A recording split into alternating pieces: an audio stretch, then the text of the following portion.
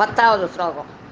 சத்சங்கத்வே நித்சங்கத்வம் நித்சங்கத்தே நிர்மோகத்வம்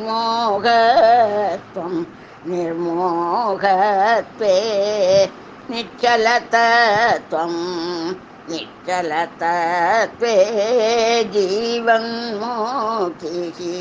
பஜ கோவிந்தம் பஜ கோவிந்தம் கோவிந்தம் பஜ மூடமதே. நல்லவர்களோடு சேர்க்கை ஏற்பட்டால் ஆசையும் பற்றும் நீங்கிக் கொள்ளும், பயிற்சிக்கு இடம் உண்டாகும். பற்றற்ற தன்மை ஏற்பட்டால் மோகம் நீங்கும். நல்லது கெட்டதை பேதம் பிரித்து பார்ப்பதற்கு தடையாக இருப்பது மோகம். ஆசையும் பற்றும் இந்த மயக்கத்தை உருவாக்குகின்றன. ஆசையும் பற்றும் குறையும் பொழுது மயக்கம் தெளியும். சித்தம் அலையாமலும் நிலை பெற்றும் நின்றால் உள்ளம் தூய்மை அடைந்துவிடும். துஷ்ட சகவாசத்தை விட்டொழித்து நல்லவர்களுடன் கூடியிருந்தால் சிரமமெல்லாம் தானாகவே அகலும். லௌகிக்க விஷயங்களில் ஆசை நீங்கி ஞானம் உண்டாகும்.